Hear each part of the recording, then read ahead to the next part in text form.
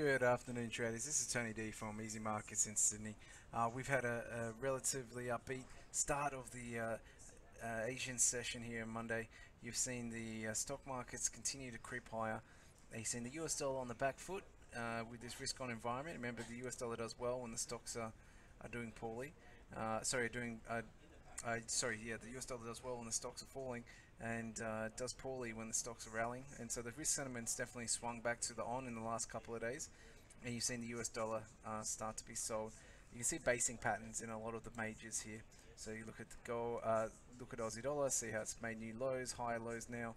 Same with gold, higher lows now, starting to break back on the top side. So it really does open up the top side here in the next direction. You're seeing dollar yen under a little bit of pressure. Now, yen is also a safe haven, but it has decoupled recently, and it's very hard to buy this on risk-on sort of sentiment. You're seeing it under pressure against most of its crosses as well. So the reasoning for the yen strengthening is quite complicated. But basically positioning was really stretched on yen selling. So yen shorts were one-way bets that was only going higher.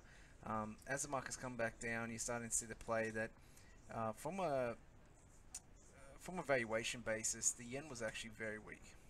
And so the ability for the market to rally if there's even a sniff that the Central Bank of Japan is going to be normalizing at some point, because that was really not even on the cards. No one even had an end date for their QE program. Now people are starting to a bit more openly question whether the Bank of Japan is closer to potentially ending its QE, and that's the first step before they raise rates. So there is doors open in the medium term now for the Bank of Japan to get more hawkish.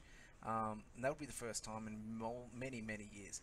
What we are seeing relentless comments from the Bank of Japan suggesting that they are going to continue the QE until they get inflation to 2%. And inflation 2% seems really far away in Japan. So I don't know. It is hard to know if this is going to last for a long time, the yen strength. It could be just a bit of a shakeout. I mean, if the risk-off aspect of it disappears, then the yen is a safe haven.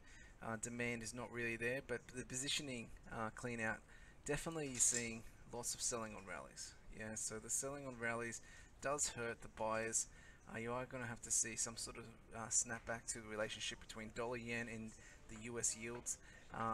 That decoupled a couple of months ago. Otherwise, we would be much closer to 115 based upon just where the 2-year and the 10-year US yield is.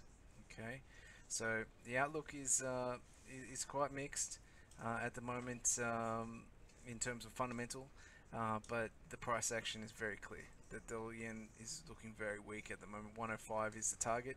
That's where, if you are looking for line in the sand sort of levels, 105, 103, you might see a bit more support from some of the bigger players as well in the market. So those Japanese firms are looking to invest overseas, looking for the yen to be as strong as possible before they make their purchases.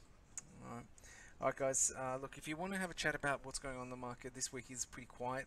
So if you want to talk about the price action or just some of the things, some of the crosses, we are seeing some nice moves. Give us a call on the numbers below. If you aren't a member of the easyMarkets dealing room, you can join by opening an account with us, and you can find the link below for that as well.